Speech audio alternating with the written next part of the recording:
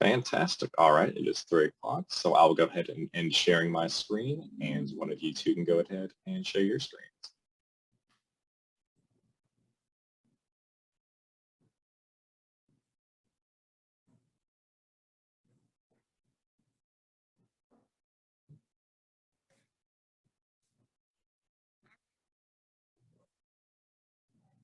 Sure. So yeah, we wanted to just chat about how at FaithBridge we ensure children are healing in our care and in our foster homes, and how we're partnering with Pieces to be able to do that.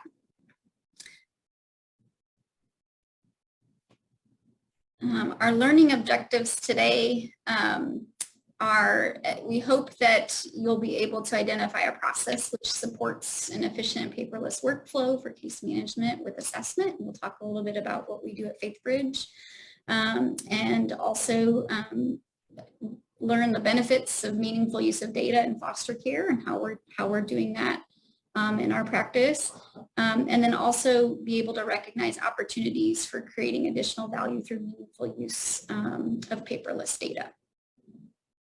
And Kate, feel free to jump in.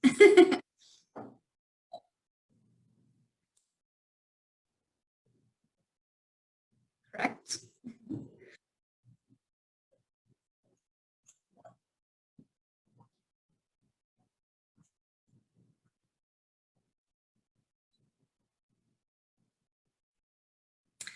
All right, so FaithBridge is a child placing agency in Georgia, and in Georgia and probably in many states, you probably have similar situations where we see the crisis in our communities of foster care kind of threefold. So a crisis of capacity. There's certainly not enough foster homes to go around for all the children coming into care. And a crisis of stability, where kids are being moved around from place to place, and just too much movement of kids. They're not in stable homes. And then a quality crisis, which, homes and the services are not where we want it to be from a quality perspective. So FaithBridge really comes around those three crises with the local church strategy. So we believe that Scripture really strongly supports strategic foster care ministries in churches, and we work specifically with churches to kind of get awareness out and to create our programs and support our families. And we've created this really neat See the Need app. You can see the little scan me. If you want to try it yourself, go for it on your mobile phone. But it's a See the Need app. And so we use this a lot with our churches to make sure that, we really localize the need and show that if you put in any zip code in the state of Georgia, you can see that there's, you can see how many kids are in care in that county or that little zip code. And then you can see where the kids are being sent to if there's not enough foster homes. And so we use this to really localize the problem when we're talking to churches. And we find that that churches really respond to that and say, you know what, instead of using the 11,000 foster kids in Georgia number, which is super overwhelming, and they might say, I'm not sure what I can do about that. But if we localize it and we're specific to their zip code, we're able to say, hey, there's this many kids that are having to leave their local area. Could you come up with this many families and homes to provide for them? So that's our See the Need app, and feel free to try it yourself.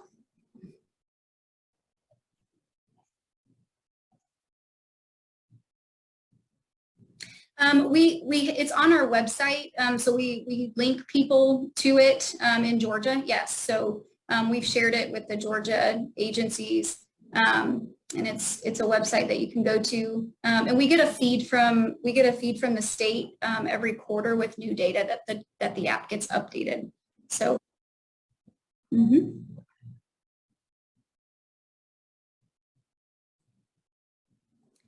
Yeah, I think that I think if they're able to get a regular feed of the zip code level data, it wouldn't be too hard to spool up. We've already kind of got that in place. So yeah, it would definitely be a possibility. I think the hardest part for us was getting that regular feed of data set up and getting the state to do that for us. What? So Jesse, this is Kathy. We've actually got zip code level data at the kid level in the administrative data, so we know where they are, when they move, all of that. Yeah. So you're saying, yeah. I want an app like this. So yeah, how do I get it? Why don't you send me your contact information, we can connect. Be glad to help you out. Because it's been super helpful for us. And when you're talking to churches who don't do this every day, that localized solving the problem from a local perspective is really critical to getting people to understand what that need looks like. Well, not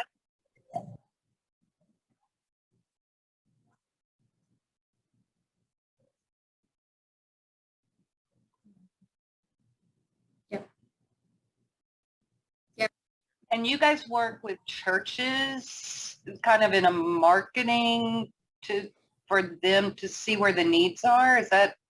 So we don't recruit families in any other way. So that is our primary tool to recruiting our families. So we partner with churches, and then we train them essentially how to recruit our families.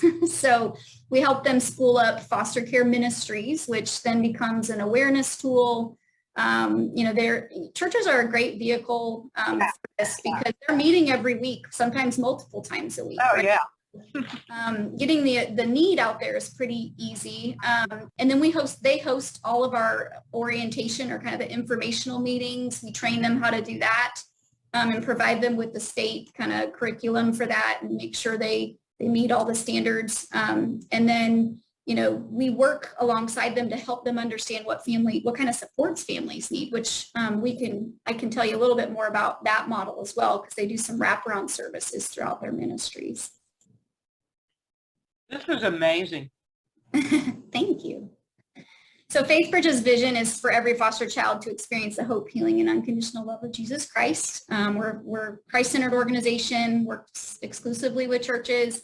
And our mission is really to mobilize, organize, and equip local churches to solve their community's foster care crisis and be that local vehicle, right, to doing this work alongside us in partnership with us. This is just a quick, I'm going to show you a quick video. We'll go back. A quick video about that ministry model that I was explaining, the wraparound ministry model called the community of care.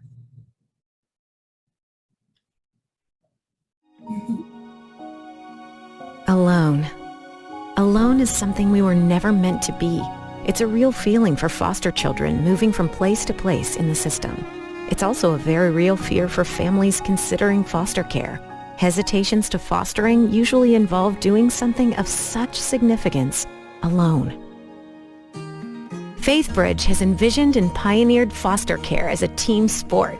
We call it a community of care. In collaboration with the local church, we're enlisting families and then licensing, matching, and placing children into these Christ-centered homes faster than ever before. Surrounded and supported by volunteers, pastors, friends, neighbors, and relatives, families gain confidence to foster with people who are deeply committed to doing life with them. A mom who drives kids to the dentist, a neighbor who mows their yard, a family who tags in, allowing the parents to get away for a weekend. Every need that may seem overwhelming alone is cared for in community. These visionary churches see foster care as the role of all, not the role of some. And everyone has something they can do. Once children are matched and placed in a home, a FaithBridge family consultant comes alongside the family to provide coaching, spiritual encouragement, and professional advocacy. Organizationally, FaithBridge works closely with church ministry leaders to broaden the reach of their foster care ministries.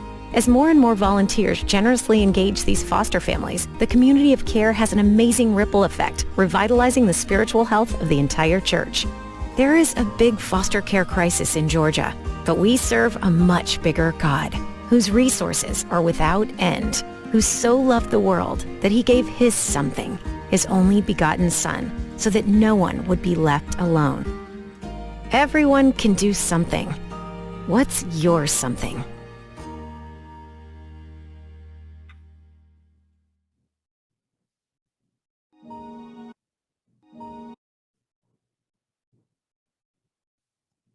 Yeah, so that was just a video that explained our ministry model and how we work with churches. And if you'll notice in the center of this model that you saw in the video, the foster families there, the foster children, and also the biological family, because we really encourage our churches to see the ministry opportunity of the foster family or the biological families, and know that, you know, inviting them to church and wrapping around them is also really critical to healing families and family restoration. So you can't become a foster parent if you're not willing to do that with our biological families at Faith Bridge. We're pretty hard on that. That's a deal breaker for us because this is a family restoration ministry first and foremost. And so we teach our churches that as well. And it's been really neat to just see churches get behind that, and you know they're really supporting birth families as well as the children and the foster parents. All right, so services that we provide. So we work with the state of Georgia to do what you would typically see a foster care agency do. No surprises here. We recruit our families, and through the churches, we train them and train volunteers to support them in the churches, assessing and licensing them, and then placing children in their homes and providing that case management services to them. So those are the services that we provide. And just some program numbers. Now, keep in mind, this was in the pandemic year, 2020, but just to kind of get a scope of what we're doing on a yearly basis, close to 500 children that we served that year. We're serving currently 230-ish kids a night, and have just under 300 families that we're working with. And this is just some impact numbers. Again, our agency opened in 2007. And so just in the last few years, we've had pretty significant growth up until the pandemic. So hopefully we can continue that growth post-pandemic. But we've really seen a significant growth just in churches becoming more aware and families stepping up to the need, which has been really neat to see.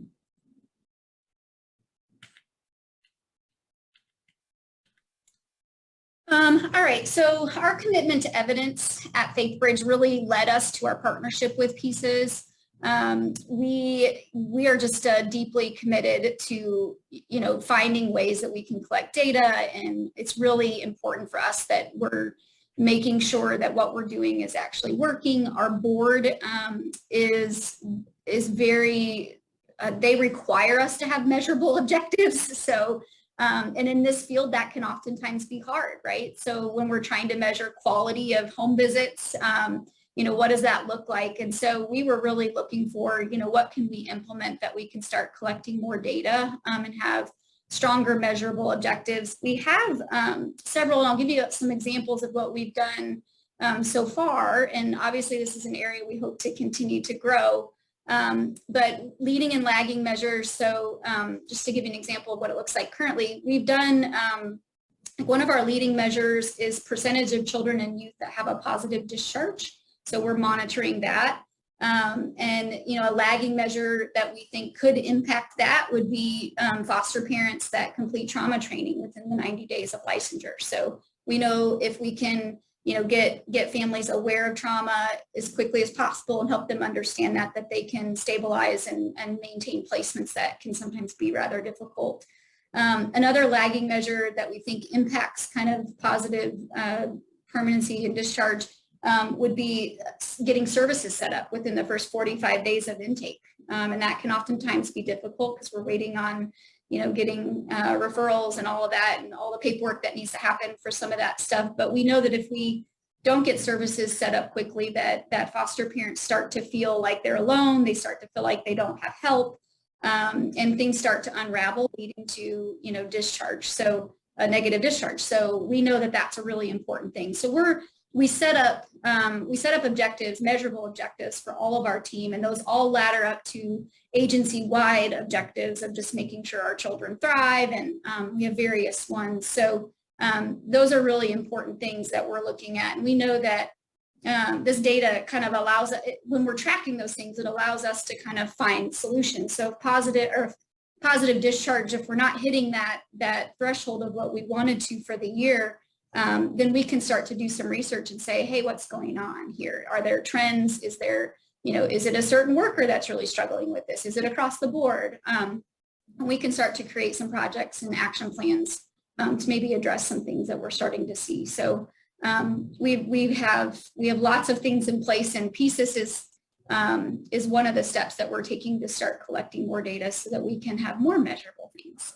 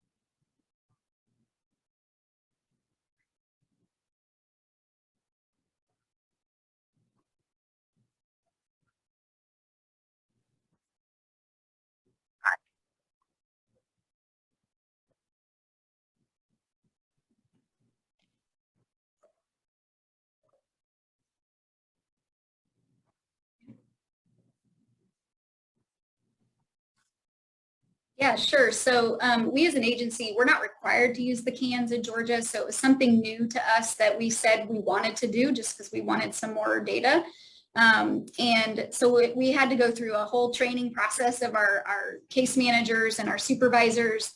And so we started in January of this year, really putting in our first round of cans. So we're, through the year we're now just starting to get our second set of data, which is pretty cool and exciting for us. And these are some most common things that have shown up so far in our traumatic experiences, neglect being our primary, and so forth, what you can see there. And then the strengths building, the talent and interest, 56% being our top kind of strengths to build.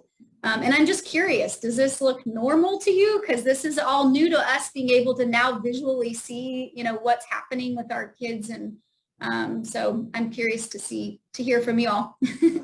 Well, I will speak from Tennessee. It looks very similar. Okay. And we've been collecting data for, 12, 15 years. So what you're showing here, this is very, very similar to our population. Okay. And one thing I've really found that is the most exciting thing for me, I think this is really going to help our supervisors, because these are all things that we sort of know intuitively, but we don't have proof of. So I'm super excited that they get to actually see it, and they can see it, across the board. And we can really dig in and to things that maybe don't make sense, which I think the next slide, we can learn from this too. So just complete transparency. When I saw this slide, I was like, Kate, I think something's confused because substance abuse, I know our caregivers, our foster parents don't have substance abuse issues. So I wanted this slide to stay in there just to say that, we're learning. And now that we can see it, now I know, where we need to go to start doing some more training with our staff and trying to help them understand the cans. And I hope from a year from now, like this will look very different, and we'll be able to, have some data that's actually good, garbage in, garbage out. So we need to make sure we're putting in good data and analyzing that. But this slide even excites me because I'm like, okay, we can know like who's doing the cans wrong and who needs to definitely find more needs in our kids, because we're getting some pretty, some kids that really have a lot of needs. And so we even thought that some of these needs that showed up are not really high enough, and there should be more that I think maybe could be showing up. So I'm curious to hear if what you all think. Well, I can only speak for Tennessee. We don't score foster parents, so I share your same concerns. If you're scoring foster parents and a quarter of them have a substance use rated actionable, that's a little scary. But it is to your point, it is a great training tool and a management tool. So you can identify your areas that you need for training. I would say that our kid items don't track that are a lot higher than what you're showing in your population. Yeah. Yeah, and I think in just some of my brief conversations I've had, and we're going to dig into that more, but I think they're scared to put things on there. So we just need to kind of get over that and figure out, what's holding them back, because I definitely know there's a lot of needs.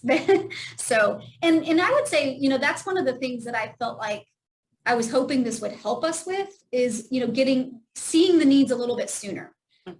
So, I think sometimes we don't escalate needs quick enough, and we don't kind of, the supervisors don't hear about it till it's really unraveling. And so I'm definitely looking forward to being able to increase that and be able to understand it at a quicker speed. Yeah, so I just want to share a few stories that we've learned so far. And again, we have minimal data because this is like, we started in January, but one of the things that I thought was really neat was this foster parent, Diana. We had a situation where she was caring for a really highly medically complex child, and the state caseworker came to our team and said, we're kind of concerned about this foster parent. She's missing appointments. She doesn't recall kind of crucial key information on the medical information on the kid when I asked her questions.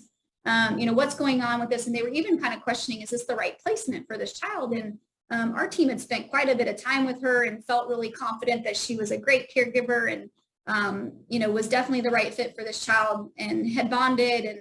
And we were kind of like, okay, well, we'll dig in. And doing the cans, the support needs report came up, and it talked about organization. So needing to help Diana focus on her organizational skills. And so that was really confirming for our team that we didn't think it was a competency issue or she wasn't retaining the information that the medical providers were giving her. It was more of just kind of a scattered, didn't collectively have it organized enough to communicate. So we created a binder for her with tabs and all the different medical providers, and kept, had her keep all the information together in a binder. So she could take that binder to any medical appointment or to any state, caseworker meeting, and she could reference it. And that just totally changed everything for us. So it was really neat to see that organizational need kind of come up, and for us to go, yeah, that's exactly what it is. And here's how we're going to solve that problem. Nice. And the second story is just about a Sally, a foster child that we had. And she was really presenting very well with her foster parent. Her foster parent was like, oh, we don't need any services. Everything's great. It was kind of just like the foster parent was almost resistive of us setting up anything, because she just said, things are just really great at the house and there's no need. But when we did the cans, we noticed that there's just a significant trauma background. And my team was able to use the cans to then educate the foster parent and say, you know what, even though you're not seeing things right now, what we know about trauma is that it's going to come and it's going to present itself later on. And when this child hits any kind of developmental milestone, like, it's going to surface. So we need to get ahead of this, and we need to have services set up and in place. And so we were able to kind of use that with the foster parent to educate her, but then to also kind of get those services set up based on the significant trauma history. And sure enough, these things did pop up, and we had things in place and were able to immediately provide support. So that was a really great experience for my team, to see that the cans was really helpful in that way.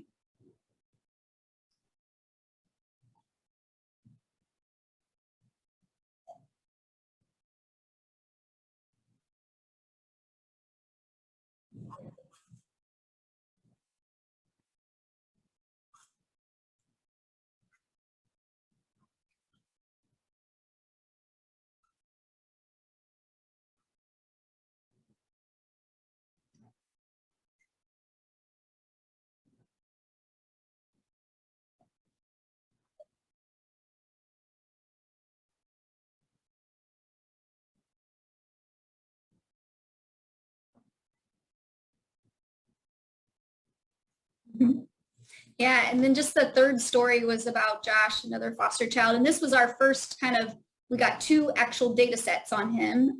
And so it was really neat for our team to see. One of the things we had known about Josh was, he'd really gotten plugged into his church ministry. And so being able to see that he had formed relationships in that ministry and had really grown in that, in the relationship permanence one, that was really neat for us to see. And it really confirmed what we knew, that had been a really good thing for Josh and had really helped him in a lot of ways. So we're really excited to see when we get more, 2 sets, so that we can start looking at that in a more, on all of our kids. So he was one of our first ones that we were able to see that.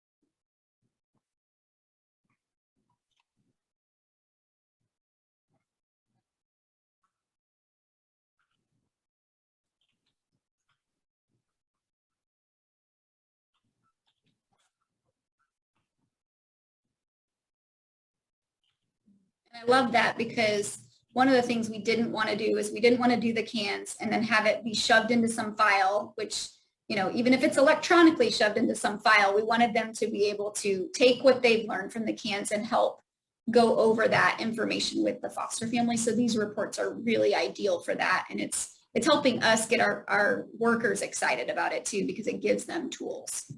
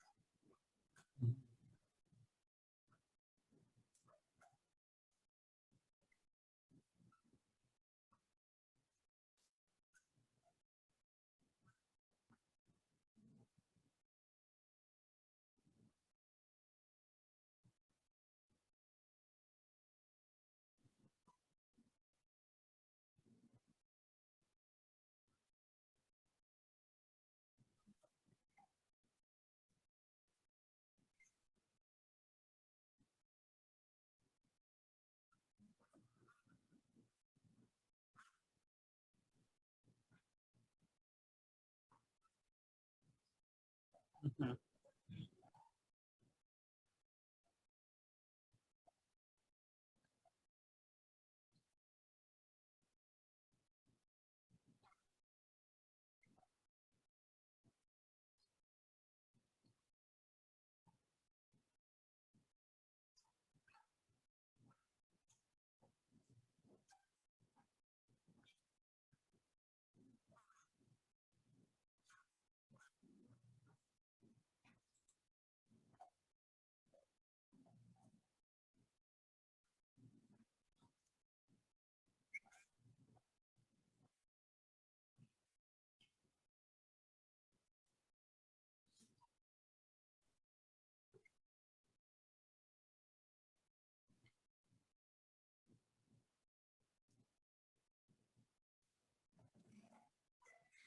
All right.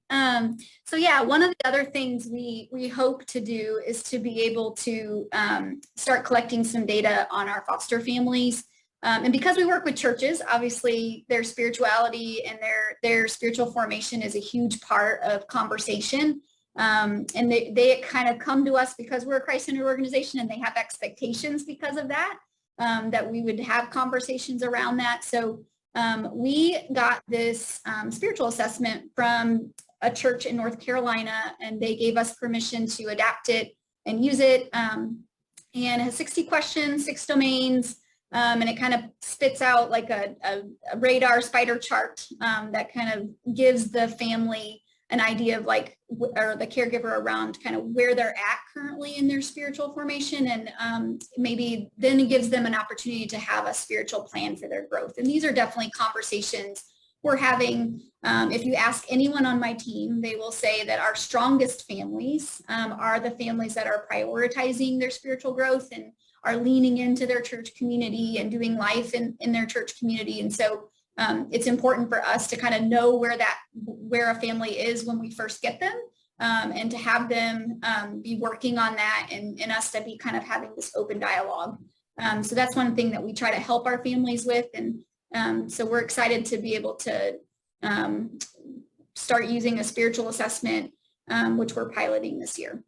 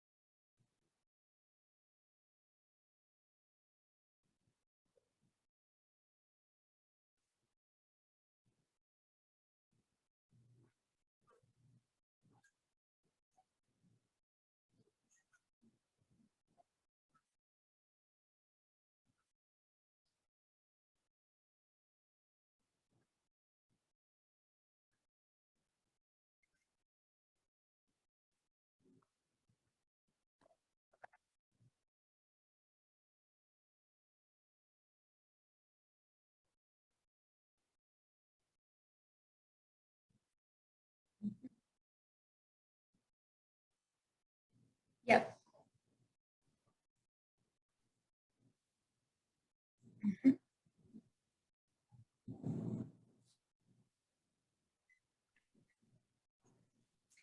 No, just that, thank you for listening, and hopefully it was helpful to kind of hear where we're at. We're definitely in the beginning stages and learning a lot, and I'm super excited that Pieces has been everything I hoped it would be for us, and we're just excited to get more data in there and start to really analyze it and be able to come up with some measures and increase our quality all around. So thank you.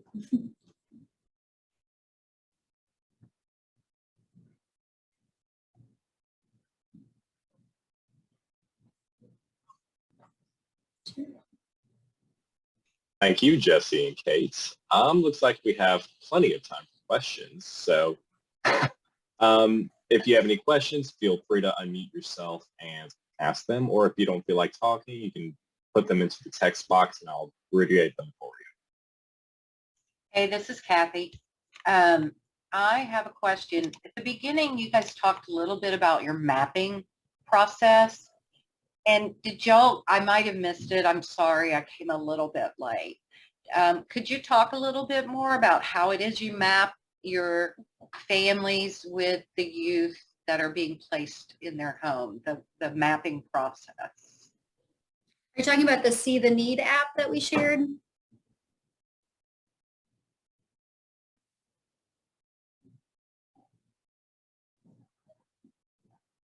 A fit. Oh, Yes, the right fit. Yeah. sure. Yeah. Yeah. So I think, we get referrals from all of the county offices that we serve in, and that they, sometimes know a lot of information about the kid that they're referring to us and sometimes know a little. So we will definitely kind of dig into what information is available. But during our home study process, we do a very thorough sort of assessment of that family, and come up with their placement preference list, of what kind of the family feels that they can handle, but it's really a mutually selective process. So we also have to agree that what the family feels they can do, we also think they can do, and we can get behind that. So it's a pretty collaborative process. And we create all of that, and it gets put into our case management software. So their preferences and kind of what we've all agreed upon at the end of that assessment process gets put into our system. And then when we get one of those referrals from the county, we're able to easily see inside our technology system which families would be a match based on some of the criteria, age, that kind of thing. So level of care. And so then we go through the families that are in there. It's also geographically, so it needs to be, close to the county, or inside the county first, obviously. And we have a 30-mile kind of radius that we don't go outside of. So we use all those kind of metrics in order to match our kids to the homes. Did that answer your? On the level of care, is that the level of care recommended by an algorithm around the assessment, or just how does that get determined? Sure. We've actually created our own kind of algorithm. So depending on what information we get, depending on what we're told, there's certain criteria that sort of put them in a level for us. And we've also kind of done that with the families as far as what we feel like they can handle, which level we think they can handle. So they get scored as they come in, and we match those scores to the homes.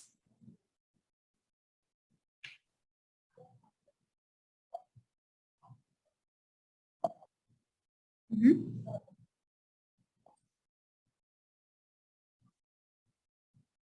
Mm-hmm. Yeah.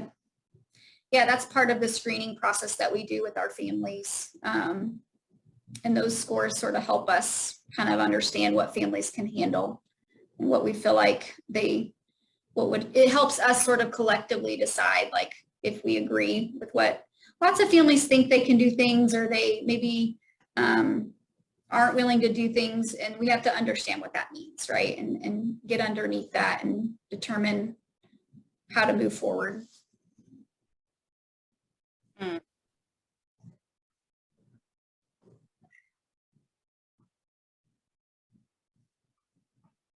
Mm-hmm.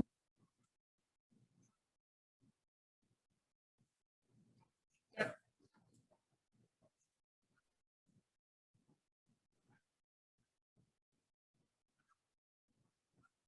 Yep. Mm-hmm.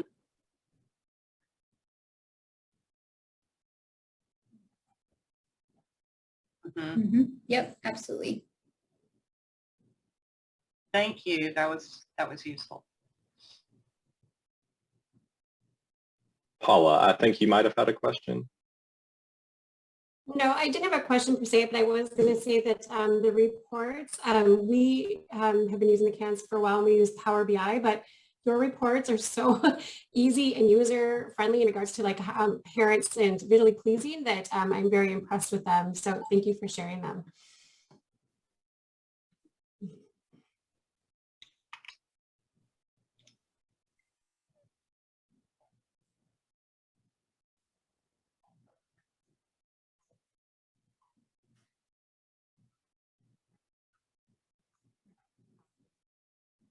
Sure, I can put my email in the chat if you'd like.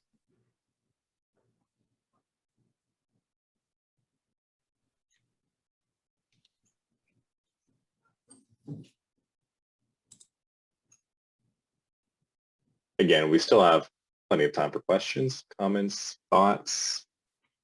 Feel free.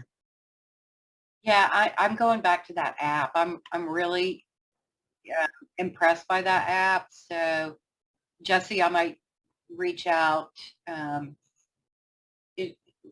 Would you put your email in the chat? Sure, I'd be happy to.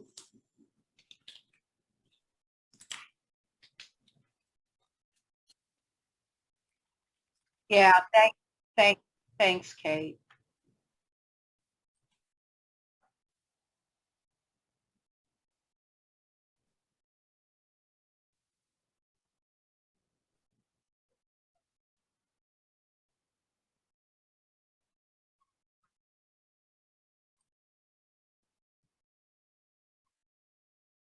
Yeah,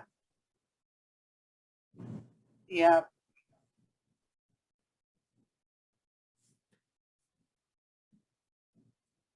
I mean, we do that 75-mile report here in Tennessee, but it's an administrative report that nobody, other than the people that, you know, have to have a mandate of you try not to place kids 75 miles out of the home that they were removed from, just to try to create and see if you can, you know, reunite and create permanency. But that in real time, and we've already done, again, all the geocoding down to the kid level based on the you know, that administrative data coming in. So, and we just have a horrible placement problem here. So I kind of feel like the more that we can use our system to right size what we really need rather than a bed's a bed. Yeah, that's super cool what you guys have done. And I was thinking that same thing, Kathy, with our placement crisis. I mean, we have kids sleeping in the DCS offices, so I think that would be extremely helpful here in Tennessee. Yeah.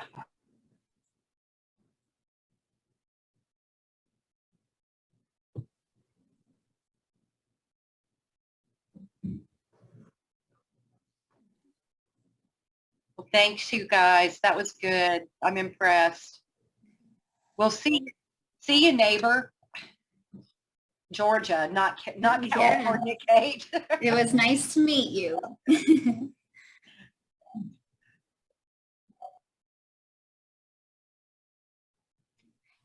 Before anybody runs